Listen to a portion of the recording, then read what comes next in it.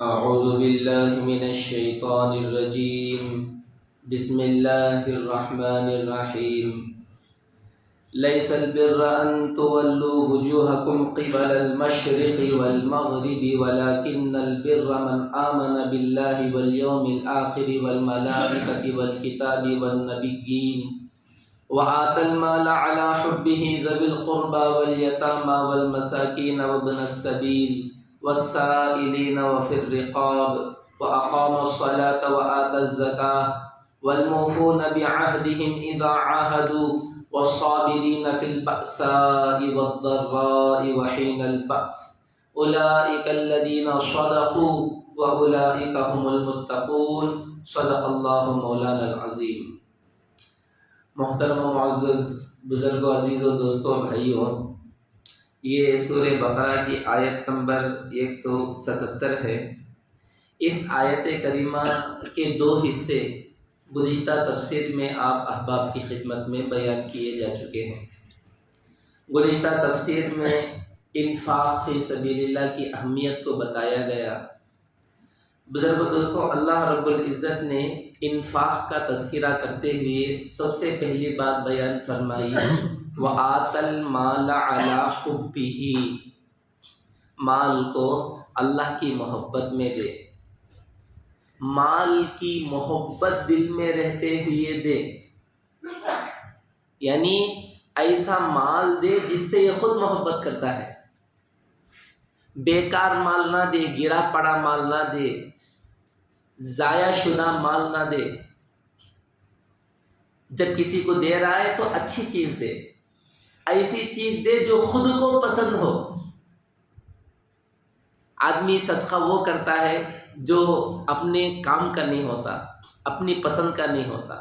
ہاں، یہ الگ بات ہے کہ جو چیز ہمارے استعمال کی نہیں ہے اگر دوسروں کو دے دیں گے وہ اس کے استعمال میں آ جائے گی، اس کا بھی ثواب ملے گا. جیسے آدمی کے کپڑے پرانے ہو گئے، اس کے استعمال کے نہیں ہیں، اس کی ضرورت کے نہیں ہیں، اب وہ کپڑے آدمی دوسروں کو صدقہ کر رہا ہے، کوئی نہ کوئی کسی نہ کسی کے وہ استعمال میں آ جائیں گے، اس کا ثواب ملے گا، ضرور ملے گا، اس کا کوئی انکار نہیں ہے. لیکن آدمی اپنا معمول ہی یہ بنا لے کہ آدمی اپنی ضرورت کی جو چیزیں نہیں ہیں بس وہی دینے لگے، اسی کا معمول بنا لے، یہ غلط ہے. آدمی وہ بھی دے جو اسے پسند ہو، وہ بھی دے جو اسے پسند نہ ہو، جو دوسروں کے استعمال کا ہو اور استعمال کے قابل کا ہو. تو وَآتَ الْمَالَ عَلَىٰ حُبِّهِ، اپنی محبوب چیز اللہ کے راستے میں صدقہ کرو. اور ایک تفسیر کی اس کی کہ وہ چیز جو مال تم صدقہ کر رہے ہو اللہ کی محبت میں دو، اللہ کو راضی کرنے کے لیے دو، اللہ کو خوش کرنے کے لیے دو، دکھاوے کے لیے نہ دو، نام و نمود اور شہرت کے لیے نہ دو، اللہ کو خوش کرنے کے لیے دو. اللہ رب العزت نے انفاق کا تذکرہ کر کے کسے کسے انفاق کرنا چاہیے، کسے کسے اپنا مال دینا چاہیے، ان مصارف کا اللہ رب العزت نے اس آیت کریمہ میں تذکرہ کیا کہ وہ کون لوگ ہیں جن پر اپنا مال خرچ کریں. اللہ رب العزت نے مصارف کا تذکرہ کرتے ہوئے سب سے پہلے نمبر پر رشتہ داروں کا تذکرہ کیا. ذوی القربا، سب سے پہلا حق رشتہ داروں کا ہے، سب سے پہلا حق. بزرگ عزیز و دوستوں، بھائیوں، رشتہ داروں کو صدقہ دینے میں ڈبل ثواب ہے، ڈبل نیکی ہے رشتہ داروں کو صدقہ دینے میں. یہ ایک ثواب تو صدقے کا ملے گا اور دوسرا ثواب رشتہ داروں کو دینے میں صلہ رحمی کا ملے گا. واجبی صدقہ بھی رشتہ داروں کو دینا افضل ہے اور نفلی صدقہ بھی رشتہ داروں کو دینا افضل ہے. آدمی کے مال کے سب سے پہلے حقدار اس کے والدین ہیں، اس کے ماں باپ ہیں. اپنے ماں باپ پر خرچ کرے،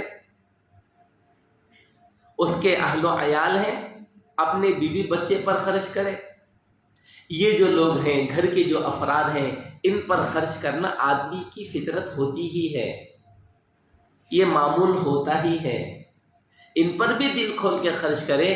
اس کے ساتھ میرے بزرگ دوستوں، رشتہ داروں میں تلاش کرے کون ضرورت مند ہے، کون محتاج ہے، کون حاجت روا ہے، ایسے لوگوں کو تلاش کر کے ایسے لوگوں کو دینے کا اہتمام کرے، ایسے لوگوں کو دینے کی کوشش کرے۔ تو حضور اقدس صلی اللہ علیہ وسلم نے ارشاد فرمایا کہ مسکین کو صدقہ دینے میں صرف ایک ثواب ہے، صرف صدقے کا ثواب ہے، اور جس سے رحم کا رشتہ ہو اس کو صدقہ دینے میں ڈبل ثواب ہے۔ تو میرے بزرگوں، دوستوں، بھائیوں، عزیزوں، آج لوگوں کو اس کا بڑا اہتمام کرنا چاہیے۔ رشتہ داروں کو ہمیشہ دینے کا اہتمام رکھنا چاہیے۔ سب سے پہلے اپنے رشتہ داروں میں نظر ڈالنی چاہیے، اس کے بعد پھر دوسرے لوگ۔ تو اللہ رب العزت نے سب سے پہلے جن لوگوں کا تذکرہ کیا ان میں رشتہ داروں کا تذکرہ کیا، وَآتَ الْمَالَ عَلَىٰ حُبِّهِ ذَوِي الْقُرْبَىٰ۔ دوسرے نمبر پہ اللہ رب العزت نے تذکرہ فرمایا وَالْيَتَامَىٰ، یتیموں کو دیا کرو۔ یتیم واحد ہے، یتامہ اس کی جمع ہے، یتیم سنگل ہے، یتامہ اس کا پلورل ہے۔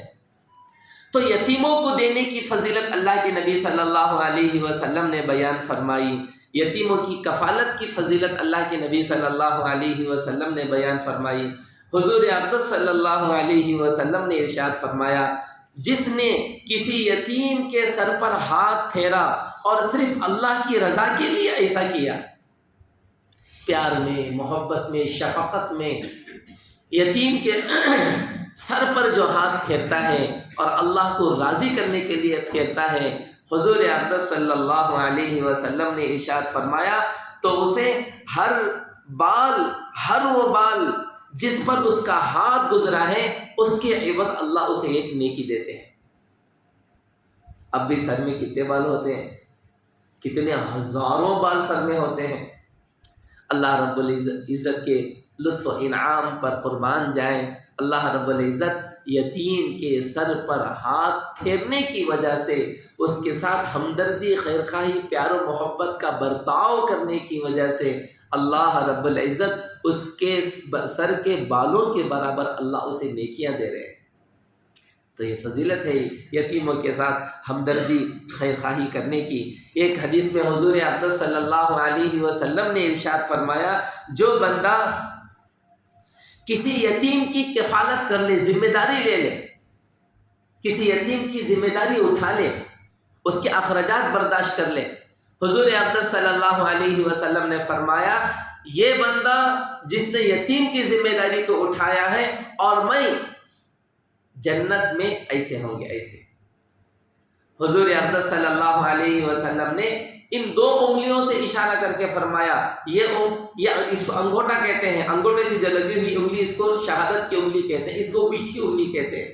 تو یہ بیچ کی انگلی اور یہ شہادت کی انگلی، ان انگلیوں سے اللہ کے نبی صلی اللہ علیہ وسلم نے اشارہ کیا کہ ایسے ہوں گے میں اور وہ، اتنے قریب ہوں گے۔ جیسے یہ دونوں انگلیاں قریب ہیں اور ان میں کوئی فاصلہ نہیں ہے، اللہ کے نبی صلی اللہ علیہ وسلم نے فرمایا یتیم کی ذمہ داری کو اٹھانے والے پر اللہ رب العزت وہ مقام دیں گے کہ کل حضور پاک صلی اللہ علیہ وسلم کے اتنے قریب ہوگا، وہ اتنے قریب۔ اللہ کے نبی نے فرمایا میں اور وہ ایسے ہوں گے کل جنت میں۔ تو میرے بزرگوں، دوستوں، بھائیوں، عزیزوں، یتیموں کی کفالت کرنا، یتیموں کے ساتھ ہمدردی، خیرخواہی کا برتاؤ کرنا، پیار و محبت کا سلوک کرنا بہت بڑی نیکی ہے۔ جو لوگ بددین ہوتے ہیں، جن کے دلوں میں دنیا کی خباثت کی گندی محبت ہوتی ہے اور حلال اور حرام کی کوئی تمیز، کوئی پہچان نہیں ہوتی، ایسے لوگ یتیموں کے مال کو کھا جاتے ہیں۔ کتنے ادارے ایسے نہیں ہیں یتیموں کے مال پر قوم کتنا پیسہ نہیں دیتی ہے، اور کتنے ایسے بے غیرت لوگ ہیں جو یتیم کے مال کو کھا جاتے ہیں، ہڑپ لیتے ہیں یتیم کے مال کو۔ رشتہ دار ہڑپ لیتے یتیم کے مال کو، رشتہ دار، باپ کا انتقال ہو گیا، بڑا بھائی چھوٹے بھائی کے مال کو ہڑپ لیا، اس کے یتیم بچوں کو کچھ نہیں دیا۔ ایسا کتنا ایسا گھر گھر ایسے واقعات ہوتے ہیں۔ گھر میں کسی ایک فرد کا انتقال ہوتا ہے، یا کسی ایک بھائی کا انتقال ہوتا ہے، یا والد کا ہی انتقال ہوتا ہے، دوسرے بھائی چھوٹے چھوٹے ہوتے ہیں، بڑا بھائی اس پر قبضہ جما لیتا ہے، چھوٹے بھائیوں کو محروم کر دیتا ہے۔ کیا یتیم کے مال کو کھانا نہیں ہے یہ؟ میرے بھائیوں، میرے عزیزوں، میرے بزرگوں، اللہ کے نبی صلی اللہ علیہ وسلم نے فرمایا جو بندہ کسی کی ناحق ایک بالش زمین بھی دبا لے، اللہ رب العزت کل روز محشر ساتوں زمینوں ساتوں آسمانوں کا توق بنا کے اللہ اسی گلے میں ڈالے۔ ارے اللہ سے ڈرو، دنیا سب فنا ہونے والی ہے، ختم ہونے والی ہے۔ اچھا، یہاں ایک مسئلہ اور بھی سن لے، یتیم کہتے کس کو ہیں؟ شریعت میں یتیم ہوتا کون ہے؟ بزرگ دوستوں، یتیم وہ ہے جس کے بچپنے میں، جس کی نابالغیت کے حالت میں اس کے باپ کا انتقال ہو گیا ہو۔ بچہ ابھی نابالغ ہے، بچی ابھی نابالغ ہے، باپ کا انتقال ہو گیا، تو بچہ اور وہ بچی بالغ ہونے تک یتیم ہے۔ بالغ ہو گئے تو پھر اب وہ یتیم نہیں رہے، اب وہ خود کفیل ہو گئے، اب وہ یتیم نہیں ہے، ان کو یتیم نہیں کہا جاتا۔ بالغ لڑکا اور بالغ لڑکی پر خرچ کرنے کی فضیلت ہے اپنی جگہ۔ اگر ان کے والد، اگر اس کا باپ نہیں ہے، وہ محتاج ہیں، ضرورت مند ہیں، ان کو خرچ کرنے کی بڑی فضیلت ہے، لیکن یتیم کی فضیلت وہاں ختم ہو جاتی ہے۔ یتیم کہتے اسی کو ہیں جو نابالغ ہو اور اس کے باپ کا انتقال ہو گیا ہو، زندگی بھر بڈھا ہوئے تک بھی یتیم نہیں رہتا آدمی، سمجھے؟ ہم لوگ پڑھتے تھے میل اشارہ میں، تو باہر اثر کے بعد جاتے تھے کچھ اپنی ضرورتوں کے لیے، ایک بوڑھا آدمی ہمیشہ ملتا تھا، حضرت میں یتیم ہوں، حضرت دیو حضرت میں یتیم ہوں۔ بوڑھا ہو گیا، بوڑھا ہونے تک بھی اپنے آپ کو یتیم کہتا تھا۔ تو ایسے لوگ یتیم نہیں ہوتے، جوان بھی یتیم نہیں ہوتا، یتیم وہ ہے جو نابالغ ہو اور اس کے سر پر سے اس کے باپ کا سایہ اٹھ چکا ہو۔ تو یتیم پر مال خرچ کرنے کے جتنے بڑے فضائل ہیں، اسی طریقے سے یتیم کے مال کو ہڑپنے کے اتنی سخت ترین وعیدیں بھی ہیں۔ تو اللہ رب العزت نے انفاق کے تذکرے میں سب سے پہلے نمبر پہ تذکرہ کیا رشتہ داروں کا، دوسرے نمبر پہ تذکرہ کیا اللہ رب العزت نے یتیموں کا، تیسرے نمبر پہ اللہ رب العزت نے تذکرہ کیا ذوی القربیٰ والیتامیٰ والمساکین، مسکینوں کو دے۔ کس کو دے؟ مسکینوں کو دے۔ مسکین کس کو کہتے ہیں؟ مسکین وہ ہے جس کے پاس کچھ نہ ہو، محتاج ہو، ضرورت مند ہو، حاجت روا ہو، پوری طریقے سے آدمی کنگال ہو چکا، اس کو مسکین کہتے ہیں۔ حضور اقدس حضرت جناب محمد الرسول اللہ صلی اللہ علیہ وسلم نے ارشاد فرمایا، مسکین وہ نہیں جو سوال کرنے کے لیے لوگوں کے پاس چکر لگاتا ہے، اس کو مسکین نہیں کہتے ہیں۔ جسے ایک لقمہ اور دو لقمہ یا ایک کھجور اور دو کھجوریں واپس کر دیتی ہیں، یعنی جب آدمی سوال کرتا ہے اسے کچھ مل جاتا ہے تو پھر واپس ہو جاتا ہے، یعنی کوئی دیتا ہے کوئی نہیں دیتا۔ لیکن واقعی مسکین وہ ہے جو ایسی چیز نہیں پاتا جو اسے بے نیاز کرے اور اس کا پتہ بھی نہیں چلتا تاکہ اس پر صدقہ کیا جائے، اور وہ سوال کرنے کے لیے بھی کھڑا نہیں ہوتا، اس کو مسکین کہتے ہیں۔ سمجھ رہے ہیں؟ جو باقاعدہ مانگنے کو اپنا دھندا بنا لیے ہیں، مانگنے کو اپنا کاروبار بنا لیے ہیں، مانگنے کو اپنا بزنس بنا لیے ہیں، وہ مسکین نہیں ہیں۔ جا کے دیکھو یہ مانگنے والے، ان کے پاس بہت مال ہوتا ہے۔ دیکھو میرے بزرگ دوستوں، مانگنے کا جس نے دروازہ کھولے رکھا ہے، جو پروفیشنل مسکین ہے، پروفیشنل بھکاری ہے، ایسے لوگوں کو دینے سے احتیاط کرو۔ سمجھ رہے ہیں؟ ارے دنیا بھری پڑی ہے غریبوں سے، مسکینوں سے، شہر بھرا پڑا ہے غریبوں سے، مسکینوں سے۔ مسکینوں کو تلاش کر کے دو، ڈھونڈ کے دو، جا کے دیکھو کیسے کیسے مسکین گھروں میں کیسے کیسے لوگوں کے ساتھ حالات ہیں، کیسے کیسے ان کے ساتھ مسائل ہیں، لوگوں کو تلاش کر کے دو۔ آپ کو ڈگے ڈگ مل جائیں گے غربا اور مساکین، مل جائیں گے۔ یہ جو جتنے پروفیشنلز ہیں نا، یہ مانگنے والے بھکاری جو گلی گلی کوچا کوچا پھرتے ہیں، یہ بڑے مالدار ہوتے ہیں، ان کے پاس بڑا پیسہ ہوتا ہے، ایسے لوگوں کو دیکھ کر ان کی ہمت افزائی نہیں کرنی چاہیے، بلکہ ان کی ہمت کو توڑنا چاہیے، ان کو دینے سے احتیاط کرنا چاہیے۔ خیر انشاءاللہ وقت ہو گیا، اس کی تفصیل مزید کریں گے، اس لیے کہ آگے ان کا بھی تذکرہ آ رہا ہے۔ وسائلین، مانگنے والے کون ہیں، اور مانگنے کو جنہوں نے اپنا باقاعدہ کاروبار اور دھندا بنایا ہے، ان کی وعیدیں کیا ہیں حدیث میں، اس کا بھی تذکرہ آگے ہے۔